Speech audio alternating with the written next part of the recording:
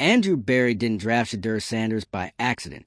The Browns' general manager saw potential where others hesitated and made a fifth-round move aimed at the future. But what happens when your head coach isn't on board? That's the standoff playing out in Cleveland, where Kevin Stefanski has kept Sanders sidelined despite mounting pressure and Gabriel's continued failures.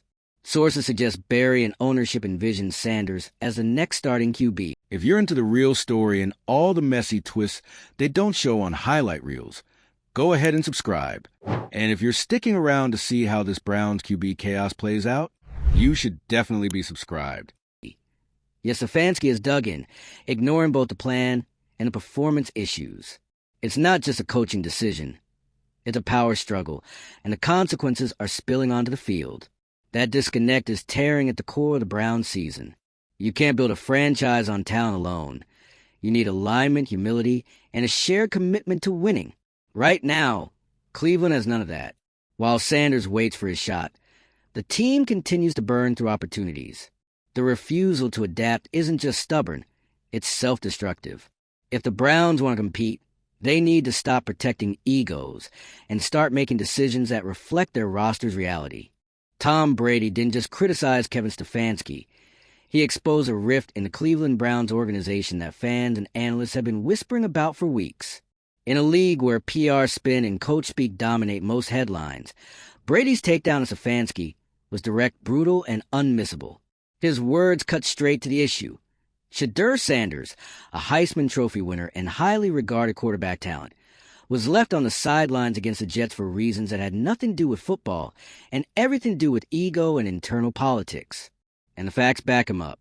The Browns went into that game riding the struggles of Dillon Gabriel, who's now 4 games deep into the season with a quarterback rating of 25.8. That number doesn't just reflect a poor game here or there. It's a full-on collapse in quarterback play. Gabriel's performance has been consistently underwhelming. And yet, through all of it, Stefanski has refused to even consider giving Sanders a shot. Not because Sanders isn't ready. Not because of any genuine health issue. But because doing so would challenge the power structure in the room. Stefanski didn't draft Shedeur. The front office did. And according to multiple sources, that's where the tension begins. GM Andrew Berry and Browns ownership reportedly had a clear plan. Draft Sanders in the 5th round, develop him into a starting caliber quarterback, and build a sustainable quarterback room around raw talent and upside. They believed in his potential, and they made the investment. But Stefanski? He had other plans. He didn't want Sanders. He didn't back the pick. And now, even as a starting quarterback falters every single week, he's clinging to the same plan, out of sheer pride. Brady saw through it instantly. He said what so many inside the league were thinking. This isn't about strategy. It's about saving face. Stefanski would rather protect his decisions than give the team its best shot at winning.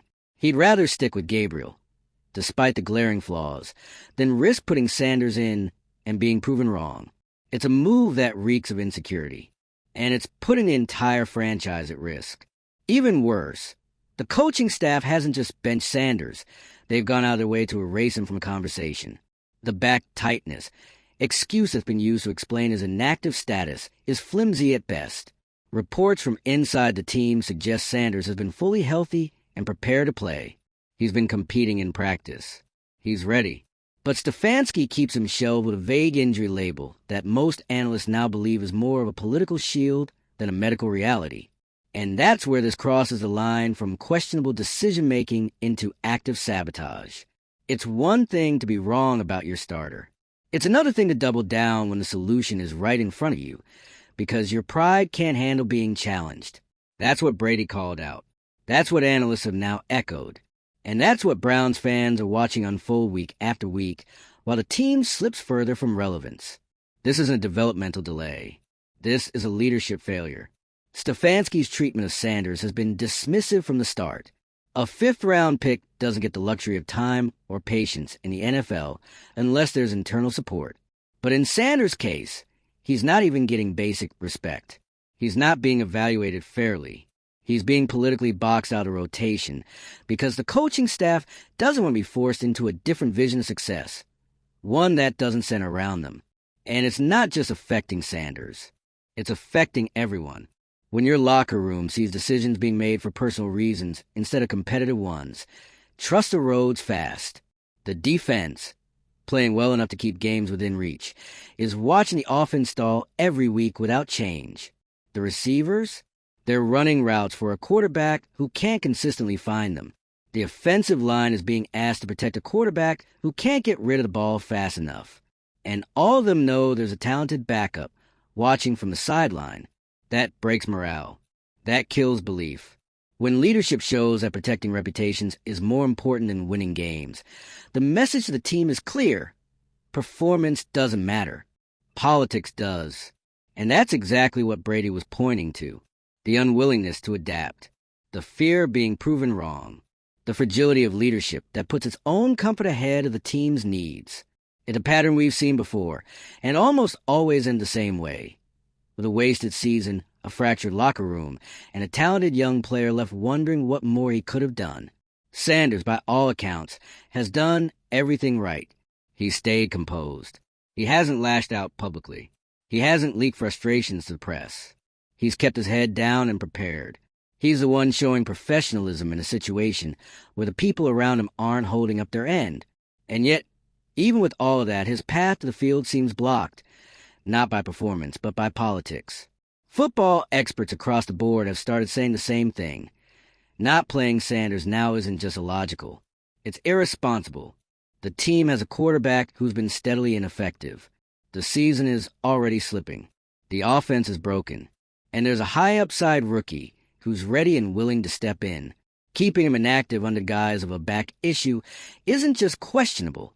It's insulting to everyone who's paying attention. And the worst part? If and when Sanders does finally get a shot, it's not going to be under ideal circumstances. It won't be the team rallying behind him with confidence. It'll be a last-ditch pivot after everything else has failed. The coaching staff won't position it as a vote of faith. They'll frame it as an act of desperation. And that makes Sanders' job even harder. He'll be expected to fix a broken offense, repair team morale, and turn the season around, all while knowing that the staff above him didn't believe in him from the start. That's not a setup for success. That's a setup for scapegoating. And that's what Brady is warning about, that by delaying the inevitable, the Browns are only making transition harder, that the longer they protect a bad decision, the more pressure they put on the guy who might actually save them. That if ego continues to lead the way, the franchise could lose more than just games. They could lose the trust of the entire organization. This is no longer just about one bad call. This is about a pattern of decision-making that puts pride over progress. It's about a leadership culture that values being right over being smart. And if it doesn't change, the Browns have burned through another season, another rookie quarterback, and another shot at finally building something that lasts. And then what? Do they trade Sanders away? Pretend like it was a failed experiment? Start all over again with another project quarterback next year? Or do they wake up, acknowledge the mistake, and finally put the best player on the field? That decision would define the rest of their season, and probably Stefanski's future in Cleveland. So now it's your turn. Should Shedeur Sanders already be starting? Was Brady right to call out the leadership failure? How long can the Browns keep pushing this narrative before it breaks apart? Hit the like button if you're tired of watching politics sideline talent. Drop your take in the comments. And subscribe if you want to keep following every twist in this ridiculous saga. Because as long as the Browns keep choosing ego over winning, we'll be right here to talk about it. There's no reasonable defense left for Kevin Stefanski. For games. For winnable matchups. For weeks of watching Dillon Gabriel flail in an offense that looks more lifeless by the quarter. And 4 weeks of Shedeur Sanders standing on the sidelines, completely healthy, completely capable, and completely ignored. Tom Brady didn't just stir the pot when he publicly ripped Stefanski. He cracked it wide open, because when Brady speaks, people don't just listen. They reevaluate. And what he said was simple. The Browns aren't losing because of talent. They're losing because the head coach refuses to put the team first. The numbers speak for themselves. Dillon Gabriel has a QBR of 25.8 through the first month of football.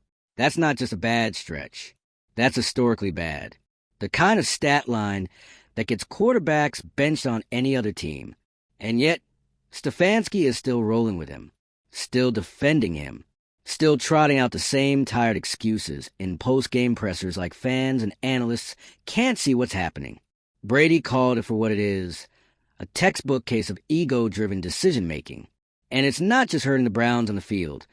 It's poisoning the locker room, dividing the organization, and sidelining the one player who could actually change things. Let's talk about Shedeur Sanders. He's not just a rookie quarterback. He's a proven competitor, a Heisman winner, a draft pick with high potential and higher expectations. He came into the league with a chip on his shoulder and a reputation for outworking the noise. That's the kind of player you build around. That's the kind of guy you invest in. And that's exactly what GM Andrew Berry and ownership thought they were doing when they used a fifth-round pick to bring him in. A calculated move. Low risk, high ceiling, a potential future starter, waiting in the wings. But Stefanski? He never bought in, never saw Sanders as his guy.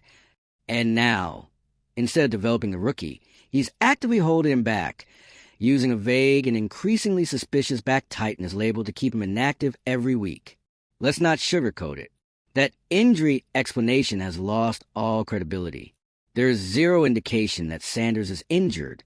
Multiple sources have suggested he's ready to go, fully healthy, locked in, and yet, every week, the team keeps up the charade. The coaching staff continues pushing the narrative that he's unavailable, when the only thing keeping him off the field is pride. Because the minute Sanders steps in and performs, even adequately, the entire narrative Stefanski's clinging to falls apart. It becomes clear that the Browns could have made a change weeks ago, that they could have rescued this offense from mediocrity, that the front office had the right idea, and the coach ignored out of spite.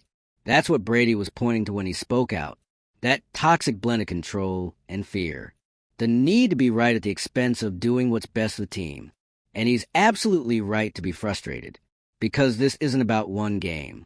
It's about the Browns wasting time, wasting talent, and potentially wasting their season. Let's not pretend the locker room isn't paying attention.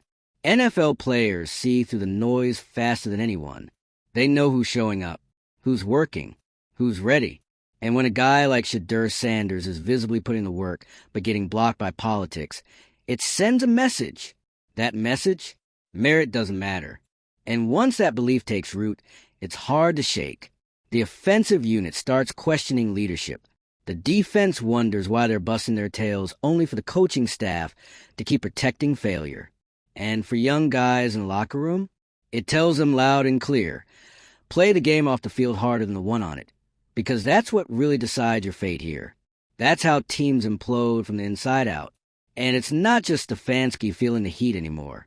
This has turned into a broader indictment of the Browns' organizational dysfunction.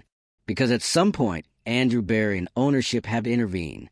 They're the ones who drafted Sanders. They're the ones who clearly see the direction this is heading.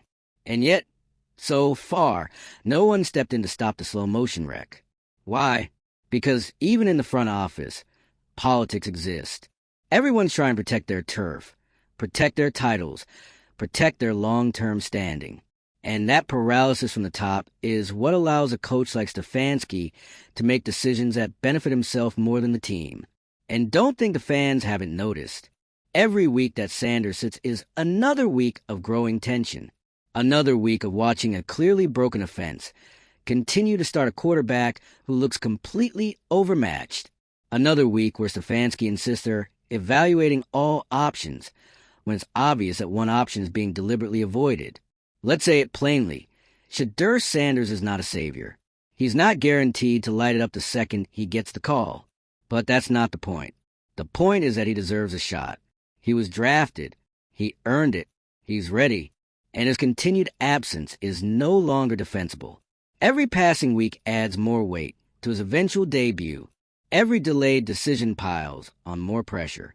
And when he finally does get in, because at this rate it feels inevitable, it won't be a calm, calculated opportunity to grow. It'll be a storm, a PR firestorm, a narrative explosion. The media will be locked in. The fans will be impatient. And Sanders will be forced to carry not just a team, but franchise's fragile credibility. All because Stefanski waited too long. All because a coach couldn't admit he was wrong. All because politics and pride got prioritized over performance. Brady's comments, in that context, weren't just an observation. They were a warning, a wake-up call, a veteran's perspective on what happens when you let the wrong people steer the ship. And if the Browns don't start listening, that iceberg is going to hit, and hit hard. They're running out of time, out of excuses, out of patience from the fans, the media, and quite possibly the players themselves. And the worst part? The fix is still right there. Simple, obvious, long overdue. Start Shedeur Sanders. Let him play. Let the rookie show what he's got before the damage is irreversible. Because if the Browns wait until it's too late, they'll not only sabotage Sanders' growth, they'll prove Brady right, that this team wasn't sunk by lack of talent, but by leadership too afraid to let go of control. So what's it going to be, Cleveland? Are you going to keep pretending the plan is working? Or finally face the fact that the only thing more dangerous than failure is refusing to admit it's happening? The clock is ticking, and everyone knows it. Every time Dillon Gabriel takes another snap and the Browns' offense stalls, the silence from Kevin Stefanski grows louder. Every time Shedeur Sanders is listed as inactive with the now infamous back tightness tag, the public trust erodes just a little more. And with Tom Brady's criticism still echoing across the league, the Browns are rapidly running out of room to hide. At this point, no one's buying the injury excuse.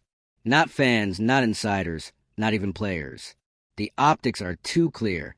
Gabriel is struggling badly, and Sanders, a healthy, motivated, high-upside rookie, can't even get dressed for game day. It doesn't add up. It's not about scheme. It's not about depth chart hierarchy. It's not even about football anymore. It's about ego, politics, reputation management. Brady didn't just call Stefanski out for a questionable quarterback decision. He called him out for a culture issue, a leadership failure, a refusal to adapt when the team clearly needs change. And that kind of dysfunction doesn't just cost games, it costs seasons. Let's not forget, the Browns were supposed to take a step forward this year. This was a roster with promise, with pieces, with just enough momentum to believe they could be a real threat in the AFC. But here they are, stuck in neutral while the rest of the league moves ahead. Because the head coach is playing chess with himself while everyone else is begging for a reset. The longer this continues, the worse it gets. Because now it's not just about what Shedeur Sanders might be. It's about what the Browns have refused to even find out. And that's the part that stings the most. Nobody's asking for miracles. No one's expecting Sanders to walk in and throw 4 touchdowns in his first start. This isn't about fantasy. It's about fairness. A drafted player, a Heisman winner, a clear upgrade in potential is being sidelined without justification. And in the NFL, where windows are small and every rep matters, that's not just a bad call. It's career malpractice. Gabriel isn't just playing poorly. He's regressing. 4 weeks in, he looks more uncertain than he did in week 1.